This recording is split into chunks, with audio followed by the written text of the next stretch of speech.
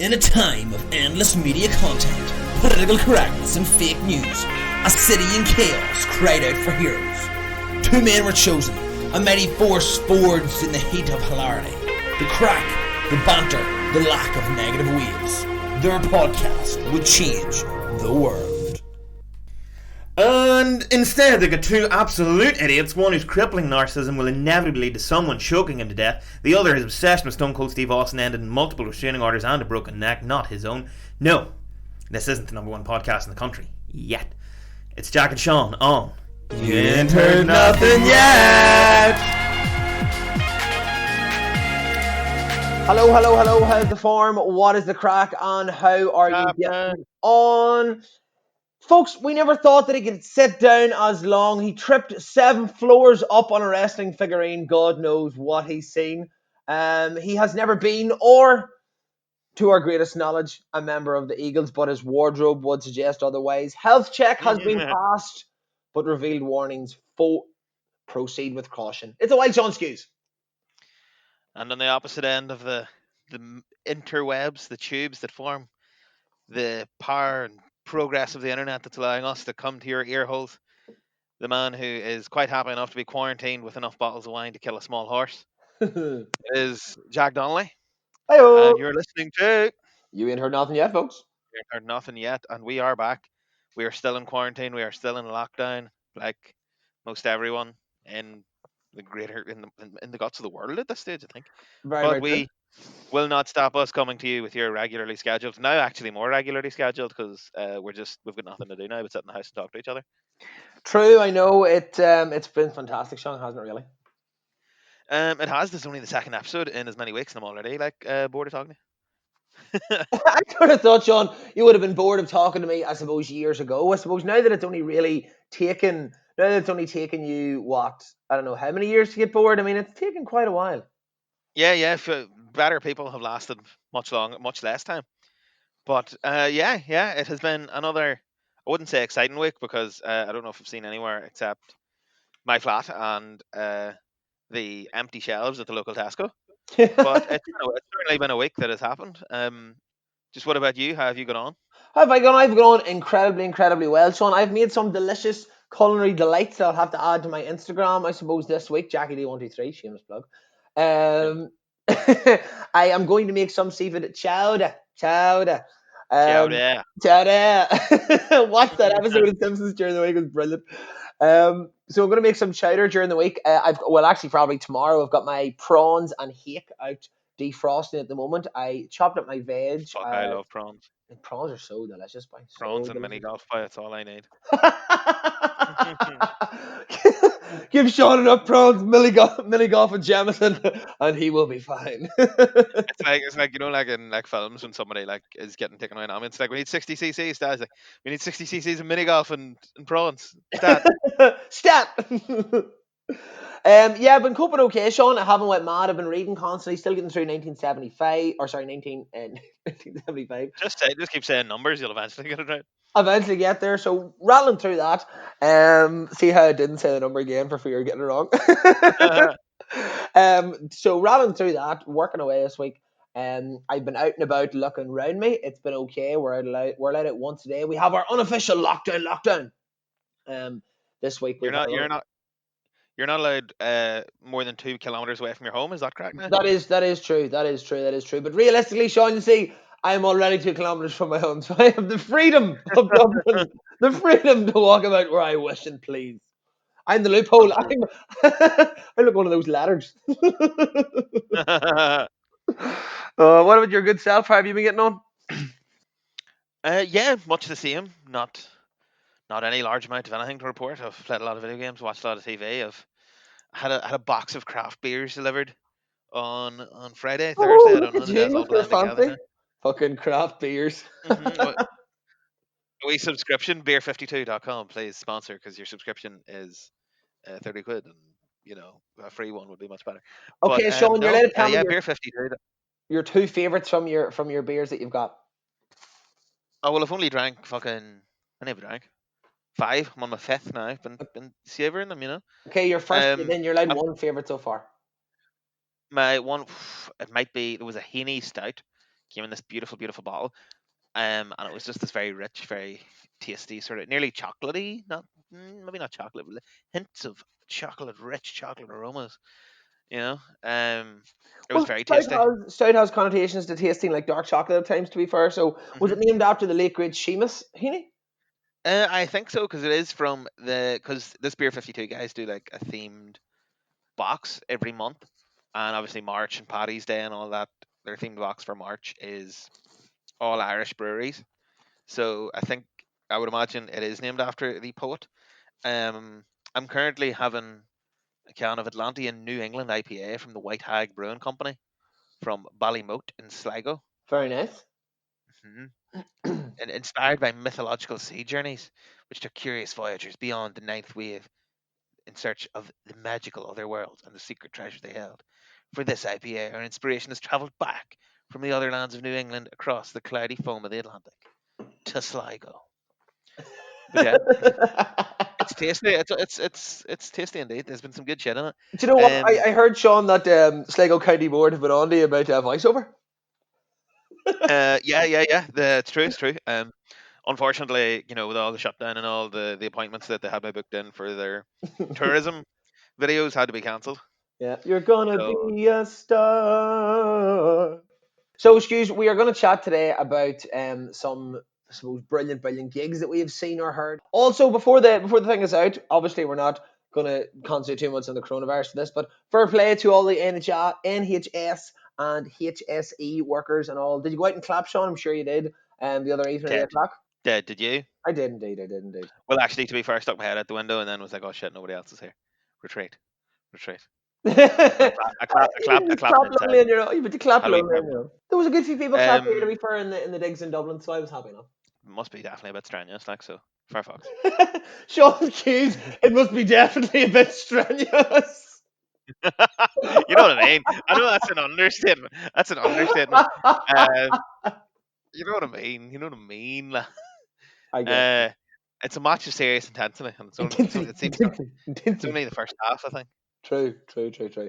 Well, excuse, look, we are going to talk about the gigs, but we're also going to continue with our little verses of poetry. I think each week, and I'm gonna read the little one. It's called "Be Merry," and the author is anonymous. And this is one of those. This is one of those sort of, again, Jack, very bleak poems, but with funny little connotations. Right, a bit like life at the minute, isn't Bit like life at the moment, yeah. All doom and gloom here, folks. it? But this actually, the title of this poem, hopefully will, like I said, make you feel a little bit better. So the poem's called "Be Merry." Whenever you see the hearse go by and think to yourself that you're going to die, be merry, my friends, be merry. Oh, is They that put, it? no. They put you, they put you in a big white shirt and cover you over with tons of dirt. Be merry, my friends, be merry. They put you in a long shaped box and cover you over with tons of rocks. Be merry, my friends, be merry. The worms crawl out, the worms crawl in, the worms, the ones that crawl in are lean and thin, the ones that crawl out are fat and stout. Be merry, my friends, be merry. Your eyes fall in, your hair falls out, and your brains come tumbling down your snout. Be merry, my friends, be merry. I thought that was like a little dark poem to uplift us in these trying times, young skews.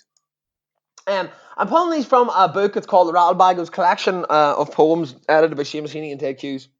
I got it a few years ago. I got it in 2011. Yeah, I got 2011 as a Christmas present, and I've always dipped in and out of it. And that was the one that just that Be Merry one was one of my favorites, and I lost it. I didn't have the page turned, and now I do, and it's. I'm glad that I found it. Might send it to all my work friends tomorrow just to see just to see how they get on. Just a wee Monday morning sort of lift. We Monday morning pick me up, Sean.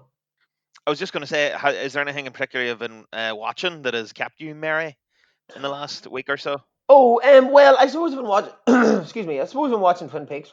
Hmm Um, what else? I started watching The Wire last night. It's on Now TV. The Wire has been regarded as one of the greatest ever TV shows ever written. So I think that I will take a dive into The Wire. Watched a few episodes of the first season last night. I'm liking it, but it's maybe a wee bit hard. I'm just gonna have to stick at it, but I think I'm gonna enjoy it. Okay, very good, very good. The Twin Peaks is something that is the episodes are long, and so it takes a lot out of you to watch them because you have to concentrate on them. I think. I'd say, oh, very much so, especially as the show progresses. Mm. I've, I myself finished a show last night on Netflix, Tiger King. Have you heard about this? Oh yeah, so we chatted about this the last time, Sean. I had maybe 2 episodes watched, or an episode and a half, and maybe you hadn't Yeah, watched any of it. But now obviously rattled through I started it on Friday night and finished it there last night. it. So for context of when this is being recorded, that's basically about 2 days. Mm. Um, yeah, it is, for lack of a better term, fucking mental. And then like, how many did you say you've watched? Two, one. I've watched about 1.5. Yeah, so it after it's a bit slow for the first like 1.5, two, but then it's just goes off the fucking deep end. It's yeah, it's about this guy, as I think we probably touched on So last week, exotic. Joe Exotic, who is based in Oklahoma and has runs a little like zoo sort of business, Mm. and just all these other characters that orbit his life, who own and buy and sell and exhibit tigers and lions and other exotic animals, and just the kind of madness that goes on between these people, and it just goes off the fucking rails It as it does, it continues. does. I'll not. I know, and I can't say much more. I don't want to say much more about it because I feel like if you haven't seen it, you should watch it yourself. Mhm. Maybe we'll discuss it more down the line once we've both watched it. Mm. Maybe once more folks have got a chance to look at it.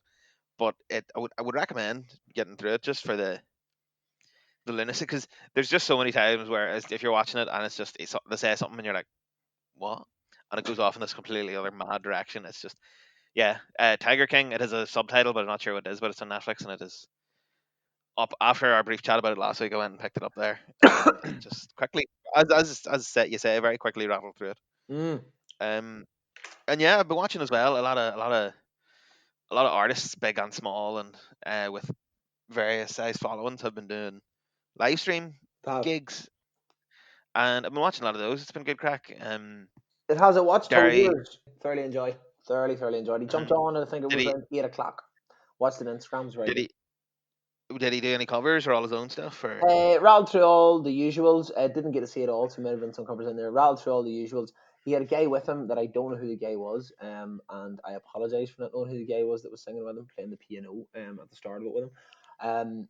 But yes, it was very good, enjoyable. I think a lot of artists are doing that and still creating and sharing, and it's been a Mhm. very enjoyable experience. I know RTE as well are doing something down here where they're having, well, that Hosier was part of that. It's like folk Yes, I music did see kind of that. thing, yeah. So Hosier kicked that off, I suppose. Um, Hmm. and they've got all Irish artists doing it. It's very good. And I would highly recommend people go and if we listen to those as well. Yeah, especially some of the smaller, more local maybe artists and groups. Because what I found is there's a lot of maybe bands and stuff kind of follow on Facebook, or you've listened to one or two of their songs, and it's Mm. just a great handy opportunity to dive more into their stuff. Because Hmm. Brand New Friend, for example, are a Yeah. Belfast-based band, and they actually were supposed to be, I think, doing a bit of a tour, and it was pretty cool way of announcing it. And they were like, "Oh no, our tour's cancelled, but here's our new tour." And instead of being like, Voodoo or Wheeland or Limelight, it was Jack's front room, John's bedroom, where other different Oh places yeah, we were just okay. I like. going to be streaming from. So that was good crack. And yeah, they're a more local band, and it's just an opportunity to hear more local music with realistically. I mean, you've got nothing else on. Go and fucking listen to more local bands, right? True. Excuse dollars. Yeah, I have to say, I take my hat off to you. I agree with that one. I agree with your anger behind that one without a shadow of a doubt, dude. Because well, no, wouldn't but say seriously, anger. you're right. There's no excuse. Like there really is no excuse. But yes, that's really been my week in a nutshell. Very good. You're Hmm. still alive, anyway, excuse. Still alive. Still Still alive. alive. Does your fridge burn holes in you like it burns holes in me? In what, in terms of emptying stuff out of it, like, or costing you Oh, money, just like? constantly eating fucking all the time, mate. Aye, buy sandwiches. Serious amount of sandwiches, but Oh yeah. I'd say you are uh, tuning in the brain at the moment. I think I have about 13 tins of tuna in this house, but and Lovely. I guess, I was told the other day, I was like, we don't have enough pasta to make tuna pasta or tuna pasta bake with all that tuna, and I was like, oh no, what a shame. We just have to have tuna sandwiches for every meal for the next 2 weeks. Okay, be happy enough for that. I just had this little vision of you like of you of you like Cartman. Oh no, what a shame. Uh, oh no. Or do you ever see that clip of Mark Wahlberg? I think it's in The Departed or something, Mm. where He opens. Somebody accuses him of like trying to kill them or something. And somebody opens the door and he's like, "What? No, it's just really bad acting." And he's like, "What? No." It's like, "What? Oh no." Yeah. But yeah. What about yourself? You getting through all the wee nibbles on the house, all the wee wines, all the wee nibbles? Oh yes, well, I'm cooking a lot and then eating the massive feeds that I'm cooking on my own that could feed about 4 people. I swear to God, then eating them on my own slowly but surely. Chili this week. There was obviously there's like Fucking hell, a Charlie. massive bowl of chili done at the start of the week. Pasta carbonara was done, and so many other different delicious things that I've been eating, and I'm really, really, really enjoying. Do you know what I mean? But you know what?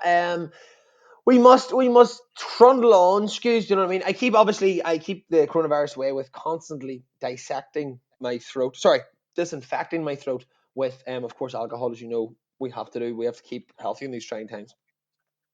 That is not medically recommended alternative, but it's more the spiritual medicine you believe in personally, isn't it? Yeah, it's alternative healing. Hmm. Me and Scoos are going to talk about gigs that. So what we're going to do, folks, is we're going to tell you about a gig that we were at that we enjoyed. So we were at separately, or that we're at. We're going to Like tell you. favorite gig you've been to? What do you say? Favorite gig we've ever been to? Yes. Yes, yes. Favorite gig you've been to? A gig that you would love to go, like a gig that you would say, "Oh, I'd love to have been there." So that can be anywhere in time and space. Do you know what I mean? And Hmm. then we do like a dream gig. So the dream gig is going to be something that you would love to have seen done somewhere, like say somebody playing in their hometown. So it could be a gig that already happened. It could be something that maybe was going to happen and didn't. It could be any multitude of things. And what we're going to do, folks, is I'm going to kick us off with a gig that I was at. But what we're going to do is we're going to give you this brief moment of time of some fantastic music. Actually, the music that was done for the podcast was done by a guy called David Ferris. Good friend of mine plays in Buffalo Bay, and we will definitely have them in when this whole thing ends. Because of course Hmm. they have loads of new stuff coming out, and they're working on some stuff as well. So we'll have them in definitely when this whole thing ends. But we'll be right back after these lovely sultry tunes.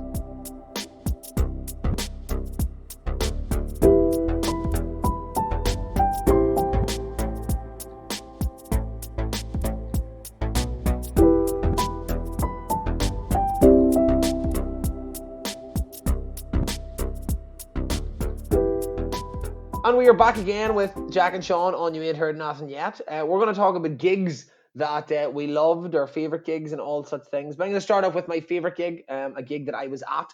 But think about it, folks. I want to put you in this certain place. We've all been to many a good gig, from small venues to festivals. We've been lucky enough to see so many brilliant, brilliant people. And me, at the ripe old age of 25, have seen some great artists. Foo Fighters, I've seen them, they were brilliant. I've seen them with That's Sean fantastic. Slade. Sing Kings of Leon, Lily Allen, Arctic Monkeys, Springsteen, Shania Twain, Tame Impala, Robert Plant, Tudor Cinema Club, Jerry Cinnamon, Blossoms, Florence and the Machine, The Wailers, Fatboy Slim, Johnny Marr, Folds, Pet Shop Boys, Paul Anthony, Morrissey, George Fitzgerald, London Grammar, Bicep, Right, Outcast, fucking Blur, hell. to name but a few. Right. You done?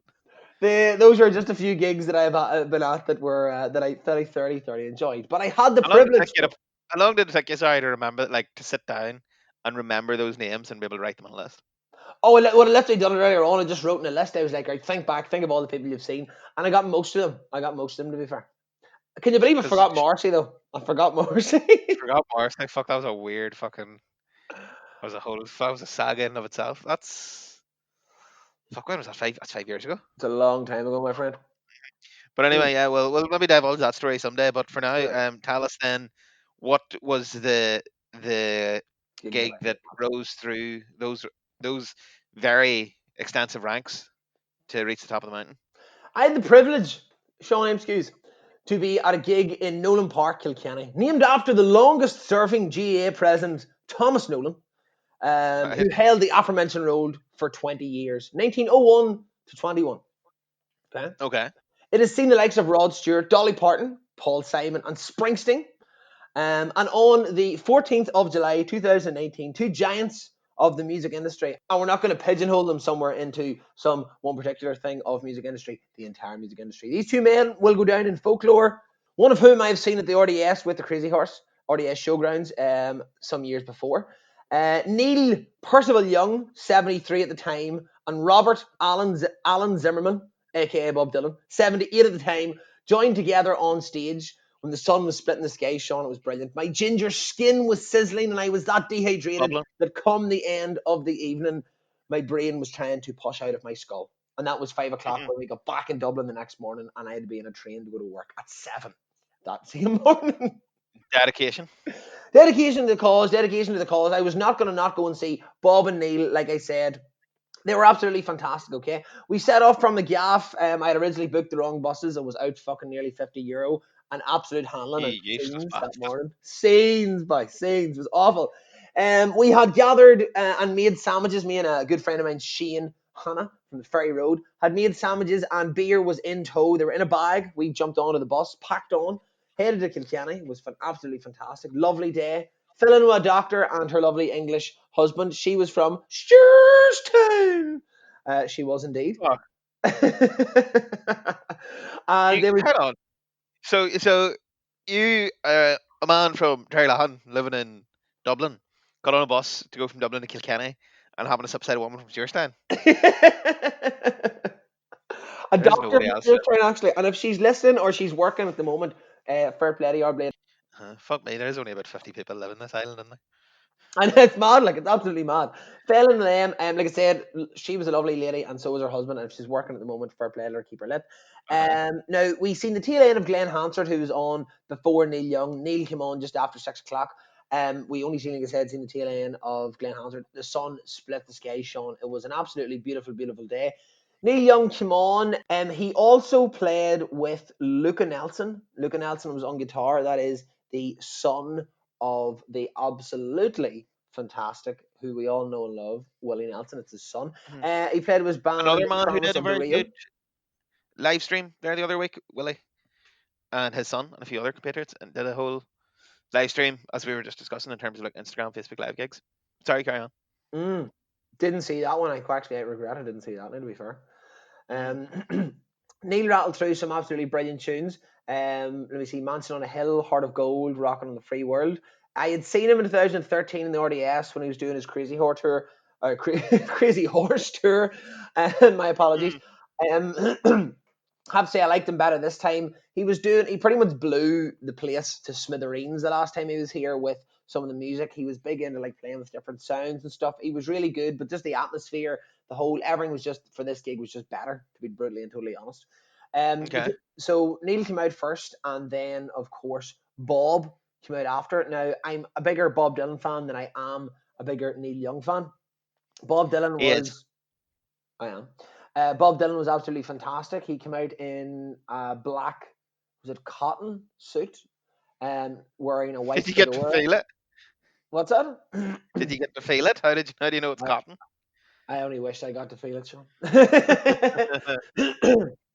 He was looking fantastic. He was sporting a white fedora. He sang tunes like "It Ain't Me, Babe," "Ballad of a Thin Man," "Highway 160" or "Highway 61 Revised," "Simple Twist of Fate," which is one of my personal favorites. He sang also "Blowing in the Wind," "Like a Rolling Stone," and you know that song "Make You Feel My Love," which was obviously covered by Adele. He The sang that. Adele He cover, yeah. obviously wrote that tune. Hmm. But he also sang "Girl from a North Country," which is one of my favorite tunes, and I love that tune. so good. And you know, this is what's going to tie me into my next thing. So Dylan and Cash had a very very special relationship, and everybody sort of looked very strangely at Cash when he took Dylan in, who's a younger man, to work with him. And the fact that they had this sort of weird pair, like Dylan apparently looked up to Johnny Cash, and before they went on to the Johnny Cash show, which was they were doing at the time, um, Bob would apparently just be standing backstage or behind him and just walking in circles around Cash, just observing him, just watching him. It was very, very strange, looking up to a relationship he had. But Neil and Dylan came on stage for the first time since sort of 92, 3, 4. And they Yeah. sang a Johnny, well, the song, I don't think Johnny Cash didn't compose this song, but Johnny Cash sort of added to be, sort of famous, Will the Circle Be Unbroken. So it's like, Will the Circle Be Unbroken, by and by, Lord, by and by. Yeah. And it was a very, very magical moment. And Bob Dylan was smiling. Do you know what I mean? It was absolutely mad. It really, really was. There was a Fuck, few that is a times magical moment. it was a magical moment. He was filled with glee. Do you know what I mean? It was quite lovely, actually, to be honest.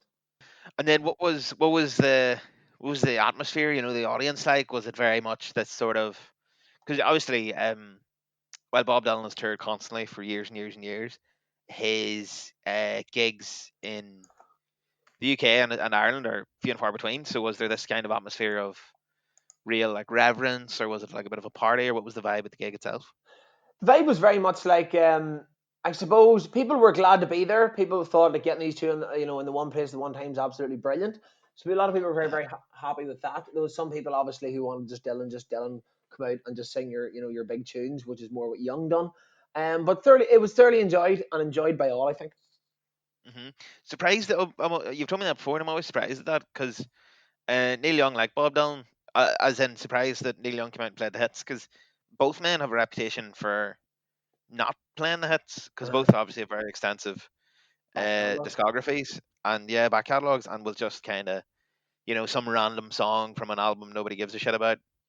Bob or Neil will both they're both known to just pull it out and play with it, and you Mm. know, was it true as well? And you touched on it briefly. I believe there was some complaints, I think, that I saw on social media at the time, that I don't know if it was Bob or if it was Neil, but that some of them, maybe it was Neil, but anyway, they were like playing very sort of sonically with the songs, or like they kind of mixed them up, and they weren't like just kind of doing them as they were known to be done. Dylan is renowned for doing that. Dylan is renowned for never playing the same song twice, the likes of Zeppelin Yeah, and other people as well. You look at Dylan's the recent Martin Scorsese documentary, Thunder Road, that Dylan done, and if you go and watch that, it's about 2 hours long, fantastic documentary. And if you go and it's a lot of the songs from it was on the album Desire, which was sort of got me into Dylan, but that's besides the point. And if you go and watch that, some those songs, although they were again maybe that was early fledgling versions of those songs, Dylan never played them the same. He doesn't play them the same. It does annoy you slightly as a fan, yeah, because you want to hear them the way you're played. Because sometimes, because of Dylan's voice as well, he could be a few sentences into a song and you could only then realize what the song is. Do you know what I mean? Like yeah, he done Symbol Test of Faith, which is one of my favorite Dylan songs, sort of around the start. He came out and really just blew the socks off everybody sort of at the start. And he was singing it in a different way. Do you know what I mean? Like a Rolling Stone was also jazzed up as well, and it's strange. He mixes it up. He mixes the words up and plays with them musically, and it makes for interesting and discovering music. There is at times just love him to come out and sing what you want him to hear, but that is what it is. Like, it's his music; he can sort of do what he wants. yeah. And then I suppose just one more question. Mm. I like Dylan's singing voice. A lot of people don't think he can sing, like that he's technically not a good singer. But obviously, besides that, his voice has degraded substantially Mm. due to his age, due to his smoking habits, whatever. Did that affect your enjoyment of the gig? Because Best it's sorry, been. for anyone that doesn't know, Dylan now when he sings, he doesn't have that sort of smooth voice that he had when you listen to any of the older songs. He has a very, what would you call it, rough sort of Raspy, like sound. very rough and raspy. Raspy, yeah. But go on ahead. Never sounded better. Never sounded better in the past 10 years. I would say, without a doubt, of hearing about so many horror stories. That was my biggest scare for going to see him.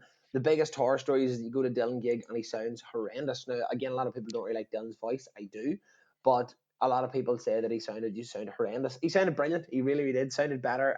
My expectations were exceeded. I was so expecting him to come out and sound really, really bad. Neil Young obviously has a very distinctive voice anyway. Do you know what I mean? He's very, very Yeah, distinctive Canadian accent, Canadian voice. But Dylan also has a distinctive voice, but obviously through just ill health and not giving a fuck, his voice has degraded ever so slightly. But no, it was mhm. I thought it was brilliant. But then again, maybe I'm just fanboying over him. Do you know what I mean? Like, Fuck, wouldn't be like it. no, no, no. You know.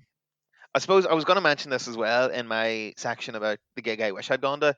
This was in close contention for going into this section because, as Jack never lets me forget, I was down to go. We were all going to go, me and Jack and Shane and a friend of ours. But then I pulled out, what, about a week beforehand? Did seen Because it coming just too. Everybody's seen it coming. funds weren't there, it wasn't to be done, and Funds weren't I there. haven't heard the Funds end of to it be yet. I haven't found. heard the end. But yeah, so overall, well, obviously you did enjoy it because you're naming it as the best gig you ever attended. Best gig I ever attended, and I have seen some really, really, really good people. Do you know what I mean? I've seen some Fuck, I really, know. I heard really, that really good list. people. Yeah, that was only the name but a few. That was a list of just some of the big names that I thought I would just fire out there. Do you know? Uh-huh. On a Bob Dylan note, have you heard his new song that he released during last week? There, "Murder Most Foul," big I have not, 17 minute. Sean. Have you heard about this? You I sound have like not. you had not heard about this. Go So ahead. Bob Dylan released a new track. I can't remember the day specifically, but it was last week there, and it is just under 17 minutes long, and it is called Murder Most Foul, and it's this sort of dark, moody, really heavy, maybe dense might be more the word. This sort of ballad about the assassination of JFK. Oh, I Apparently, it's something have recorded. seen this. Sorry, I have seen this. I have. Yeah, yeah.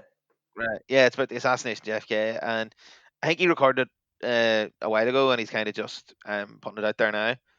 And yeah, have you listened to it? Do you have any thoughts? Or I've seen the JFK thing. I just thought it was just no, I haven't listened to it. I haven't listened to it yet. Come back to me with that one, and I've listened to it this time next week. we'll discuss next week. But yeah, um, I'll not go into as much minute detail as Jack did because Jack, as he alluded to, is a bit of a Dylan fanboy, so it'll be hard to go into the same amount of detail. It was But brilliant, John, and you weren't there. You'll never it's all right. understand. It's all right. You'll never Uh, understand. well, my selection for the best gig I have attended, um, made it to the top of my list, despite the fact that Jack Donnelly was there. Was the 30th of May, 2015, down in rural Meath. There was 60,000 plus people in attendance, and there was a very different picture in terms of the weather compared to Jack's afternoon in Kilkenny. Because while the sun was splitting the trees that day in Kilkenny, uh, Meath itself, I think, was flooded. It was underwater that day when we saw the Foo Fighters I have to at Slane correct Sean Castle. though. I have to correct Sean on some of his fake news here because if you Okay, do talk remember, Sean, back to that day, it was a glorious day before we at the before. start, yeah, at the start of the day. But there came a point where the skies opened up and the fucking just drowned, did for lack of a better term. But did. yeah, so on the 30th of May 2015, Foo Fighters played Slane Castle to 60,000 plus rabid attendees. Um, the Foo Fighters had previously played Slane in, I think, 2003, supporting the Red Hot Chili Peppers when they headlined Slane. And it was a really fucking phenomenal gig. Dave Grohl and his compatriots played all the hits, Everything You'd Want, White Limo, Alandria, Everlong, Monkey Wrench, The Pretender, obviously, All My Life, which is one of my favorite Foo Fighters songs. Just everything you'd want, a real crowd pleasing sort of set. They had support from the Kaiser Chiefs, Cavan based some very young lads, the Stripes. I think Jack's a bit of a fan of them. Very good. Uh, Ash from the North, and somebody we discussed earlier in the episode, Hosier, who at the time was very much still riding the wave from the phenomenal success of Take Me to Church. Take me to Um, church. um, he left me out to dry there. He just hung me out to dry. Uh, but yeah, so the Foo Fighters, it was just a gig. The music was phenomenal. The performance was phenomenal. It was a very simple stage, and it was just a simple stage, nothing complicated, nothing complex. They had a single like a catwalk sort of thing come out from the stage, Mhm. and it was only really employed once. The whole band went off at halfway through the set, and Dave Grohl came out on his own in the piss and rain and played some of the slower songs of the band, and then eventually, I think it was when he did Best of You, the band slowly came out and joined him and reignited for like the second half of the gig. It was phenomenal. But I Hey, mean, and by God, it was lashing. it was lashing, and I think, but that ties into what I'm saying, in that I think what made it more than anything was the atmosphere. I think the atmosphere at the gig was absolutely electric Unbelievable. because it was absolutely like 60,000 odd people getting absolutely soaked, and I don't think anybody cared. It was just No. phenomenal. We And they nearly left our also, butts home. Do you remember, for fuck's sake? I'm gonna get to that. I'm gonna get to that. And um, they also did some covers. Jailbreak from Thin Lizzy, which Mhm. had one of the cheesiest but greatest. Dave Grohl is a man, as I know, if anybody who's seen any videos of him in interviews or at gigs, he's a wee bit like over the top, cheesy sort of thing, and he was all like, "You Irish, you love your rock and roll, man. Yeah, you're such great rock and roll bands." And then he listed some bands. Might have listed U2. Will not hold that against him. Leave And Bono then, alone. what do you mean leave Bono alone? He's Bono. And then, It's like and then he universally you're allowed to rip on Bono, like. You're like, yeah, it's like a hall pass, or you're just, it's fair enough. It's Bono. Um, And then it was like mentioned Thin Lizzy, and everybody went mad. And he was like, "Well, we're a fucking rock and roll band, and we're gonna play some fucking rock and roll." And then they did Jailbreak, and it was one of the happiest moments of my life. Mm. They did Under Pressure, and they closed the fucking end of the encore. They closed the encore with SEDC's Let There Be Rock, which was Mm. just like two of my favorite fucking bands, and oh, it's just unreal. And then the whole day that surrounded it also just helped make this atmosphere I talked about. Me and Jack, and another friend of ours got on a bus in Dungannon. Talk about fucking 4 hours, amount of piss stops Oh between there. Lord, remember? Jesus, most of the time was Jack crying about a piss stop. Um, Ah, I yeah, know. it was my ass the fucking Oh, yeah. bastard. And we got there in a great time, a lot of beers, blah blah. But then on the way back, we first of all we thought we had time to stop for a drink in Slane Town, so we went into the Sean bar. thought we had time to stop for a drink in a bar Why are you in blaming me? Why are you blaming Spain. me? So we went in, and this bar had all the taps turned off and had no beers in the fridge. They had cans, warm cans. Do you remember this? Yeah. They had warm cans of Carlsberg and other fucking shit. Um, That they had in like found. it was in the plastic, in the plastic crates you get when like a Tesco shop delivers. And he was like, "That's €5 a can, please." And we were like, "Excuse me," but we paid him. We did pay him. By God, we Yes, paid we him. paid. And so we got those warm cans, and nearly for those warm cans, as Jack alluded to earlier, we nearly missed our fucking bus because there was like a T junction, and um, we were coming from one end, and the bus was coming from the other. And had we been like, say, what, 30 seconds later, the bus was going to drive up the T junction, and just we would not have fucking seen it. But we just, as we were approaching, saw the bus getting ready to leave, and we were just got on as he was driving away with us, like he'd already started to leave. Oh yeah. It would have been a fucking nightmare getting back from there. Can But you no, imagine what would we have done? We've been stuck in Slane. Like, it would have been hilarious. we'll have to just drink fucking warm Carlsberg all night for a fucking €5 a can. But no, a glorious, glorious day and a glorious, glorious gig. Do you have any thoughts or memories or comments from that No, gig that was other than nearly 5 years ago? no, other than just it was a great day's crack. The weather was fantastic. We fell in with a lot of good people. We seen some brilliant acts. When Foo Fighters came on, the heavens opened and the atmosphere was without a doubt electric. It was buzzing. We were in the like very very front part of the stage and the mosh pits and everything. It was brilliant. We were sore, Hmm. battered, bruised, but it was a brilliant, brilliant, brilliant gig, and I don't think I'll ever forget it. It was a great way to lose my Slane virginity. Uh huh. Uh-huh. Have you ever been back to Slane since? I have not excuse. Have you? No, no. I wanted to go to Metallica last year, but it just didn't come together.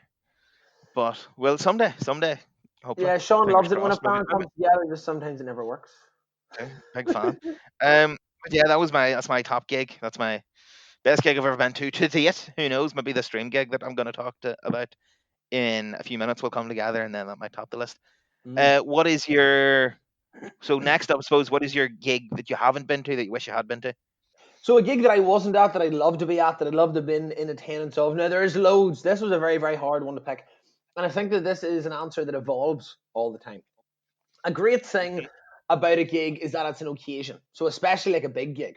Okay, so a gig, for example, as Sean just mentioned, of Foo Fighters, there's a lot of energy about the gig. It's oozing out of everyone that there. It's oozing out of every single thing you do that day. Even the people you see, who you know, who you don't know. There's a common purpose to go Who you and get to know? who you of course get to know is right. And there's a common purpose, as I was saying, to see everything sort of come together in a good way. That what the band does, all these magical, wonderful things bring together. That everybody's there for example, like a so that everybody's there sort of in like a common goal, I suppose one would say. So there's big gigs like Rod Stewart's done at Coca Beach. He had a staggering 3.5 million people, and we're celebrating New Who's Year's that? Sorry. with Rod Stewart. What the fuck? That was New Year's Eve '84. Right. And then, of course, you can have like little intimate gigs, or like gigs at your home establishments. Okay. Then there's gigs like Live Aid that has brought brilliant bands together for the common good. For example, Bowie, Queen, Run DMC, Adams. You have Zeppelin in the '70s, Aretha Franklin, her EU tour in the '60s. Zeppelin in the '60s. Well, Stones in the '70s, summer '72. Bowie and the Spiders from Mars. There's loads of brilliant ones. Okay. But I have Yeah. a place, a place that I've never been to but would love to have been. Now, Sean M. Hughes has had more than one chance of being in this place, and to be fair, it's no real surprise. It is, of course, a jail. Okay. Right. Now, the next place that I want to tell you, and let's be fair, right? Sean being the dodgy looking bio that he is, I just haven't shaved in a week. It doesn't surprise me. Do you know what I mean? Johnny Cash at Folsom Prison was Oh, something that I thought was like, don't get me wrong, this will change all the time, but this has been something that I thought was just loads of energy at the time. So he created an album out of this. The live album came and was released sort of in May '68. But after his song in 1955, Folsom Prison Blues, Cash was interested in recording and performing in prisons because he felt this real sort of I don't know, sort of affinity and loyalty almost to prisoners and being incarcerated. Do you know what I mean? yeah. The idea sort of though was put on hold. So he brought this idea to the record company, was put on hold until '67 because of personnel changes in Columbia Records, who was signed at the time. And Cash sort of thought that, well, as well at the time, Johnny was taking a lot of fucking drugs and he was really struggling with his drug problems. He was trying to turn his career around after several years of like, all his big commercial success was felt almost that it was behind him. Okay. So June, obviously, which was his second wife, sort of backed him. Charles Perkins, the Tennessee Three, and they played shows. They played shows in um, Folsom State Prison in California. The governor at the time was fucking Ronald Reagan. They played in January 1968.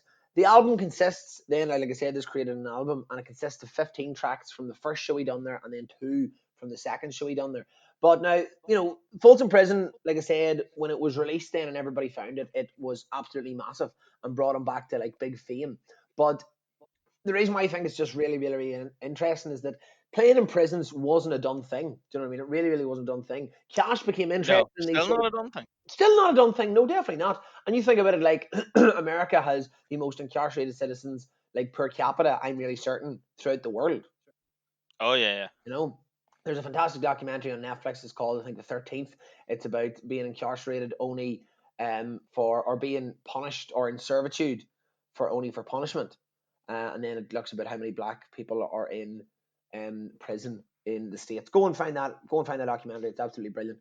But anyway, so yeah, Castro became interested in Folsom Prison itself while he was in the Air Force. Okay, so in 1953, his unit watched a film from 1951. I don't know who wrote it or who directed or anything, but it's called Inside the Walls of Folsom Prison. The film inspired Cash to then write the song, and it sort of just reflected about prison life and sort of being incarcerated and really stuck in the one place. And I don't know whether this came from Cash's earlier life and in his first marriage, because in his first marriage, I can't remember his first wife, but I think he had 2 or 3 kids to her, and he loved his family, but he also loved the touring thing. And I don't think there was that sort of element in that marriage of understanding that he was going to have to lead a completely different life to this man being at home looking after his kids. And I think maybe that sort of yeah. he felt slightly boxed in from that, and then obviously he fell in with June. But I don't know, maybe I'm just trying to draw on how he may have, felt sort of some type of connection with the prisoners for toxic. Yeah, the thought process sort of thing. Exactly, exactly. So Hmm. the result was, of course, Folsom Prison Blues, and this was Cash's second single with Sun Records at the time. The song became popular among inmates, and inmates would then write to Cash and request him to perform in the prisons. They would also write him songs as well. You know. Now his first prison performance was in Huntsville State Prison in 1957, and it went down okay, and it was 100%, and then it obviously then led up to Folsom Prison. Merle Haggard, who we both love, God rest him, Oh is yeah. Merle seen him in San Quentin. Uh Um, huh. and Merle didn't really rate Cash before he seen him in San Quentin. He didn't really rate Cash. He didn't really he didn't love him to the same the same degree as he grew to love him. When Uh huh. Johnny then played Folsom Prison, he played Folsom Prison Blues. He played The Wall. He played 25 Minutes to Go. He played Green Green Grass of Home. I love 25 minutes ago. Oh, so good. And yeah, it was like I've watched footage of it. It's electrifying. You could see that there's times when he plays big loud songs, they're going mad. And apparently they were asked at the time, the governor was asked, why do you not have, or you apparently have 100 plus yards in your arsenal here? Why are you not, why is this whole place not flanked? And he was like, if they want to riot, it won't matter how many yards we have here, because Cash is obviously playing this. Cash felt like he was one of them at that time. He comes out and he makes a joke about Cash just comes out and he's chewing gum, right? And he makes a joke about this massive security guard in the back, the way he chews chewing gum, and all the prisoners know what he's talking about. You can hear a pin drop in the footage when he plays slow, quiet songs. Do you know what I mean? He has them for that period of time. And I can just imagine the energy in that room of, again, like prisoners then wouldn't have had the same amenities that they have now. Do you know what I mean? Yeah. There wouldn't have been the same rights for prisoners. So that's why I think that to be in that room at that time would have been truly fucking electrifying. Oh yeah. And I mean, Mm. it's definitely would have been one of them gigs where you probably wouldn't have realized because am I right in saying that while the gig itself kind of was one of the things that launched Cash really in like its really mainstream like success. Mm. So like it definitely was Wait, one of just the say that things that again. Whoa, whoa, say that again. I wasn't paying attention. am I right in saying that the gig itself is one of the things, as in the gig and the subsequent live album, is one of the things that kind of launched Cash into his mainstream success? Yes and no. Yes and no, to be fair, because he had already had a lot of success before this. But what had happened was he had fallen to the wayside because he was Yeah. massively addicted to drugs and pills. Like, This was like his comeback sort of. Well, yeah, it's yeah, kind of sure, way yeah, it back. was his comeback. Yeah, yeah. Like, at Folsom Prison, it received, but Folsom Prison received such big success that he went on to record live albums at San Quentin. There was another one, a concert behind prison walls in 1976. Don't know where that was. Um, and then he done another one in '73. But yes, it was Uh-huh. almost like his comeback, I suppose, as one would say. Yeah. Yeah, but I mean, I wonder is it one of them where the audience, the inmates that were in the audience, it's definitely has to be one of them gigs where it definitely feels special at the time, but you couldn't realize the like historical significance of it. Oh no, no, yeah, I got when you said that earlier, I was like, yeah, you're 100% right. No, you're truly 100% right. You wouldn't have understood what you were like in living history at that stage without a shadow of a doubt. No way. Mhm. But like I said, it would have been unbelievable. Imagine being Merle Haggard sitting seeing Johnny fucking Cash and then coming out Yeah, and becoming a country western star himself in his own right, like fucking mad. I was going to say it's interesting that you say that he wasn't a fan of him because obviously, Initially, he wasn't initially. I think, yeah, but obviously, but I think Merle and Willie Nelson have a song called "Missing" and Old Johnny Cash, so he must have come around, obviously. It did, Uh, it did. I suppose my one question is: you've said there's a gig you want to be in attendance for. Would you have been willing to to have taken on everything that would have involved? Because obviously you would have had to be an inmate at Folsom Prison, Jack, to attend this gig. Well, that's what I'm saying, Sean. Or have you Suspect not done characters like this? yourself are already would have been in there. So I don't know whether shifty boys like yourself would have let me into your respective gangs. I don't know. Don't know. We'll never know. We'll never know. We'll never What know. about your good self? No, Give me that's a good answer. what is a gig that you weren't at that you'd love to have been at, other than of course Dylan and Young. Yeah, what I was alluded to, that's a big one. Two sort of honourable mentions that aren't my answer, but that just want to put on the radar. The David Gilmour, the Live in Pompeii one, that is constantly on fucking BBC Four. So if you haven't seen it, turn on BBC Four. It's probably on right now. Um, just phenomenal. Dave Gilmour of Pink Floyd fame, just real unique venue in this real cool atmosphere. Looks like it would have been a great gig to be on live. And then what is my pick? But wouldn't be some other pick probably for fans of this band, AC/DC, and their live album like 2010 that was live at River Plate, which was filmed in Buenos Aires, and I just love it. I think it just looks like such an energetic, high impact, smash mouth sort of gig, especially for lads their age. And still haven't seen AC/DC, and God knows if I will. So it's as close as I'm going to get. But no, my answer, which to the gig that I wish I had been to personally, is an answer that I'm sure Jack Oller knows the answer to, I do. or what the answer is going to be. Is Eric Clapton live at the Royal Albert Hall for his 70th birthday tour? And what I believe, but I couldn't. I've read this somewhere and I couldn't find in my research any verification of this, that I believe it was also his 100th gig at the Royal Albert Hall, the one that they actually taped I suppose he in would his have been lifetime. like he would have been playing with different bands as well as a solo singer as well. So Yeah, you fucking know, Cream, Derek and the Dominoes, you know, Yardbird. But yeah, so in all different variations, it's probably he's like racked up 100, handy enough. But no, Slow Hand at 70 was the name of the gig, and it said it was part of Clapton's 70th birthday tour, and this was a gig that was recorded live at the Albert Hall. And as Jack can verify, I've watched this gig is available on Sky fucking on demand. So if you have Sky, track that shit down. If not, it's an Amazon Prime for like a fiver, so buy that shit. But Jazz Jack can verify. I have watched this incredibly large, incredibly substantial amount of times. mm-hmm. And there was a period where I was like a wee bit addicted to it and like fucking watch this gig every night for about a week. It's phenomenal. It's just this cool sort of there's some cool bluesy rock sort of he does Layla, I Tears in Shot, Heaven. a really cool version of I Shot the Sheriff. Tears in Heaven, Wonderful Tonight. But he also has, so these slower songs, they're real cool and real, kind of real atmospheric. But then he also has these like emphatic, triumphant, swaggering sort of songs, like just, yeah, it's my 70th birthday and I'm still class. Cocaine, he does Crossroads, just there's real swagger, quiet sort of confidence and swagger to the performance that just really ties it all together. It is just phenomenal. I would seek it out if you can. He himself said that the Albert Hall, he thinks, is really refreshing to play as a touring artist because you play all these big venues, football stadiums, ice hockey stadiums, baseball stadiums, Yes. and they're not built for music. But Clapton said in an interview that I was reading that the Albert Hall is, despite it being so large, it still feels incredibly intimate and Oh, okay. incredibly like inward facing. So like Hmm. you still feel like everybody in the room is really like locked on and you can feel their energy. And you really get that. While it's not a very high like that ACDC gig that I mentioned, it's not like that, like really bombastic and loud. But there's just a really fun sort of party atmosphere, especially when he does like Cocaine and you can see people dancing in the aisles and all. But yeah, Layla, I'd say would be my favorite track from the gig, and for Cocaine as sure, well, definitely when he kicks into that's brilliant Cocaine. in that show too. Uh huh.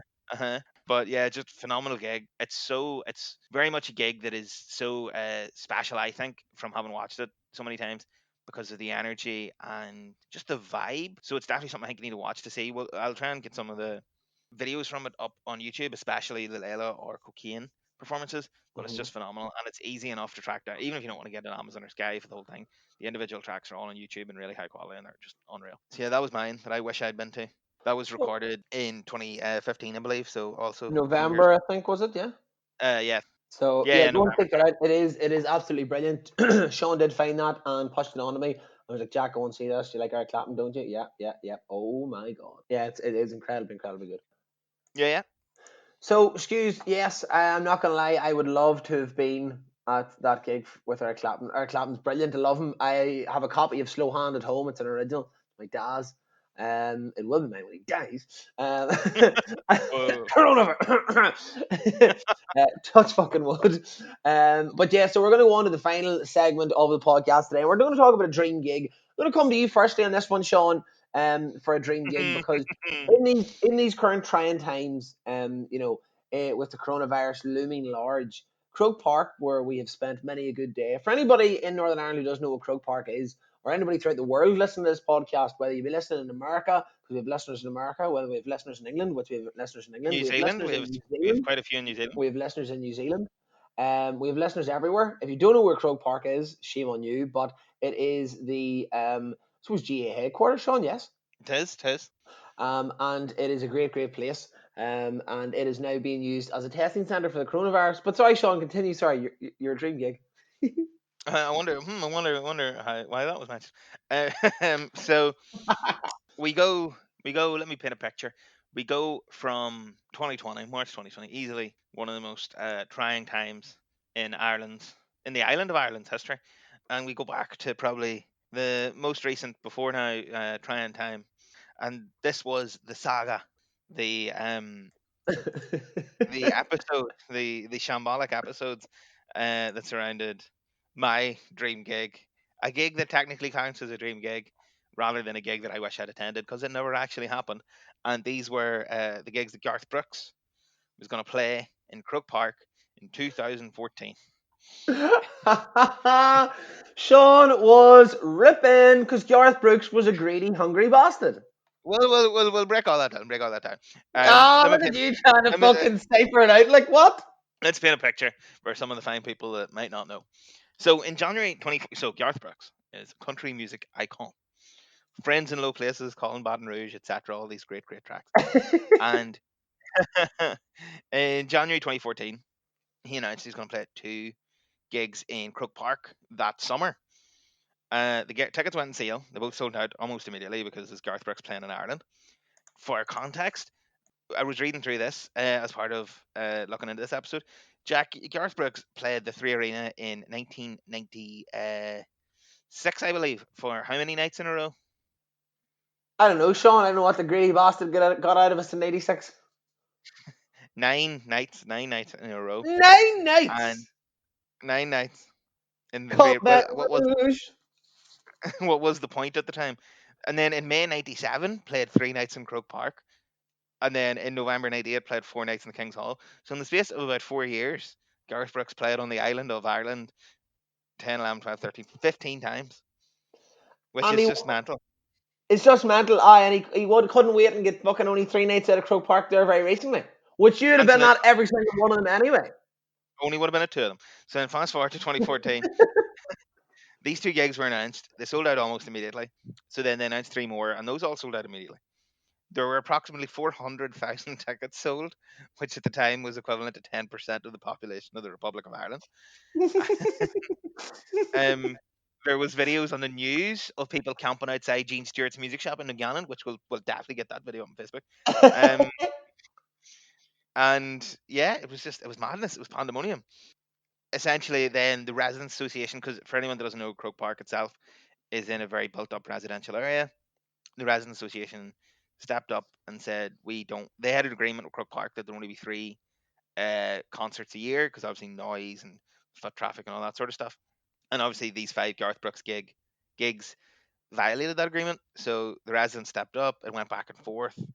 And it was, I mean, despite recession, unemployment, a burgeoning homelessness crisis, this was the big issue of the day.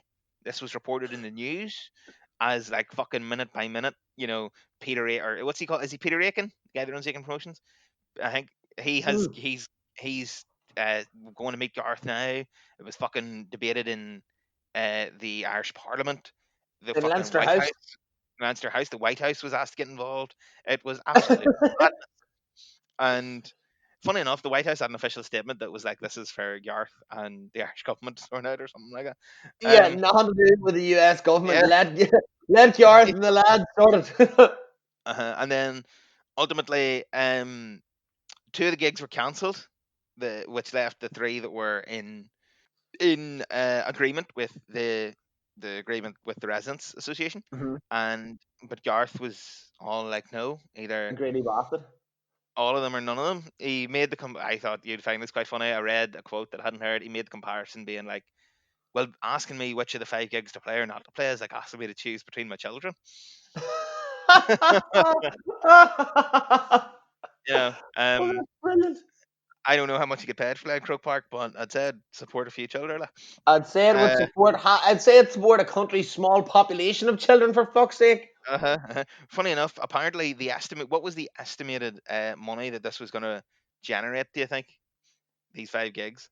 Don't know. Go on. 250 million euros. And For him or for the country? I think for the country. So I assume that means. Well, the article I read said this for the country. So I assume that means that is exclusive of ticket sales. That's hotels, pubs, restaurants. And Shit like I that. mean, like, I'm surprised they couldn't get some hush money sorted for that residents association. I know. Get them a lot of tickets to be grand. I was gonna say, Um, sort them out with tickets, buy them a new. Like, I'm genuinely surprised that there wasn't money fired at them left, right, and centre. Like, oh, there had to yeah, be. yeah, There must have been. yeah. You would imagine, but it clearly didn't wasn't enough if there was. But yeah, so that was really the saga. So it ended up none of the gigs happened. Nobody got their tickets refunded. It was heartbroken. Sean Um, cried in his university bedroom for about 2 days straight. We thought he'd fucking it, kill himself. it wasn't good. And yeah, yeah, for it was heartbroken. That was my dream gig. Hopefully, someday he'll come back and do at least maybe one night in Crook Park. Maybe he'll do Slaying. Fuck if he did Slaying. Fuck, that'd be a great. I'm not gonna lie. If he did come back to Park, I'd go for the crack. Oh yeah, yeah. I'll hold you to that. You have you on record now. I'll fucking hold you to that. Are you pay a ticket? But yeah, so yeah, Garth Brooks would be my dream gig. Yeah, I mean, Yeah. John, what can you do? Like, it is what it is. But I mean, you didn't get your gig, and Garth will live to probably fight another day if the coronavirus doesn't get him. Oh, he did a wee live Instagram, Facebook live gig. I was watching that the evening as well. He Oh did. yeah, Him and his fucking wife did a cover of. him and his fucking wife. Well, sorry, him and his lovely wife did uh cover of you know that Star Is Born song, Lady Oh yes, yes, yes, Shallow. yes. I think it was Shallow, very shallow, shallow. It was very very good. Yeah, so that's my dream gig. There's wee Garth Brooks car in the CD when I was wee, and I was like, I'll see him one day, and it hasn't happened yet. But what is yours, Jack? The You answer to see, this third and final question. I don't have an answer to the third and final question. Sean is the answer that I have to give you because I can't choose a dream gig. I can't choose a gig that Is didn't this because exist. you've already seen it? What do you want to see? Because that list was a fucking million years long. No, I mean, don't get me wrong. I've seen a lot of really great artists. I've seen a lot, but a lot of the ones that are obviously dead that I'll never be able to get to see. I mean, Hmm. let's look at it. Original Pink Floyd when they released "Wish You Were Here" '77. Amy Winehouse and the BBC, Sinatra, Morrissey, the Beatles. When the Pope came to Ireland, there's so many, Sean. You're really making my choice look bad now. It's there's just there really is just I don't know, like I can't dream up a gig in my head that never existed. I can anticipate what it would have been like, but I just there's just so a dream gig. There's just so many for so many different reasons. Aretha Franklin, like I said earlier, when she was doing her tour in the late '60s round the EU, she done a really great gig in Amsterdam at one stage. You think of the Who, for example. You think of all these great Hmm. bands. Think of also so many great fucking DJs that would have been on about as well. Yeah, that one. That's what I'm saying. Don't get me wrong. I'm ripping that I didn't see the Rolling Stones in Croke Park when they were there very recently, a few number of years ago. I think 2007, 18, 17 maybe. Um, Yeah, fucking that was yeah. that was a kick. That was stupid that I didn't have tickets for that. I would have loved to have seen Bowie. To be fair, um, that would have been just phenomenal. I was lucky enough to see Dylan, who I never thought I'd see. I'd love to have seen the Dubliners as well, but unfortunately never. I've seen Marcy, which was another one of my favorites, and I've seen Fleetwood Mac, which was my favorite. So I've seen Fuck Fleetwood Mac was oh man, Fleetwood Mac might need to replace Foo Fighters actually. Fuck that was an immense gig. exactly, So I mean, like I've seen a lot of my favorite bands from my childhood, but they had to pick one out as a dream gig. Unfortunately, young Wild Sean Skews just don't think I could do it. It's a very political answer, Jack. It's for a politician's answer. Well, I know whose side you'll be on when the residents group come come with their pitchforks. If any of them start disappearing, don't come looking at me. But yeah, so Uh, that was our three gigs. Our wouldn't say top three. Would you say your three picks? Well, you No, only I, had I two, but wouldn't say it's a top three. I would say though that there were gigs that like definitely the Dylan and Young. It's going to be hard to beat that in in the near future, in the ever future. I'm not going to lie, it's going to be very very hard to beat that one. And I'm glad. Folsom Prison would just be brilliant. It'd be just such a different atmosphere. Also, there's such a different atmosphere to be in. Other than a gig, you're a prisoner. Do you know what I mean? And you're a hmm prisoner, hmm but for that hour or two, you're allowed to be free. So it's very very interesting. And as for the dream gig, it's just hmm that's just too hard. Woodstock, for example, a festival or whatever, there's so many hard ones. But anyway, anything from you, excuse on your parting thoughts? it was a very hard decision to make. I've got a list here in front of me of all the gigs that I was considering putting on that didn't make it. Kendrick Lamar, who I saw a few years ago in Glasgow. Chrissy What Clyro, accent was that? his American accent. You ever see that video of the lad that I think he puts it on, but he goes to like Scotland and he's all like, "We're here today in Glasgow." No, I don't I'll think have to get that up on the Facebook page. It's a fucking great video. so. Okay. Um, Kendrick, who I saw in Glasgow. Um, Biffy, who I've seen a few times and have been fantastic. Uh, Another one, BTS, who I saw last year and were also fantastic. Oh, what So about your oh, what was the gig you were at there very recently with Jack? Oh no, you weren't at that gig. Oh no. oh, fuck you. Tenacious D, who I have yet to see. I'm so worried they're going to retire and I'm never going to see them. Oh man. Uh, yeah. So it was a hard list to put together. So we'll maybe try and do a few more of these another time, or maybe over the next week or two we'll put up some videos of some other gigs we've attended that we really enjoyed. Mm. That we can if we can track down on YouTube, because obviously our camera skills are terrible and any videos we have would not be eligible. Yeah, with Eligible. Sean, when you're roaring drunk and you're trying to video stuff, it just never works. Do you know what I mean? You don't have a steady hand. Is this you speaking from experience? Sounds like. What's that? No, being serious, I don't know I know. It's from experience watching you is what it is. Uh, I've never been of the gigs I've been to with Jack Donnelly. There's never been one where he hasn't gone missing halfway through. What the fuck? Aye, And then said you. Aye, catfish to oh, the ball man when you were kicked out. Aye, and I lost wasn't. for I the don't know. evening. It wasn't. I wasn't kicked out. I went outside and they wouldn't let me back in. There's a big Ah, difference it's there. escorted to the fucking front door, Mr. Skews. No. I walked out for some air, and then the bouncer was just like, "You're not getting in again, mate." And I was like, "What?" And that was that. Oh, that's glorious.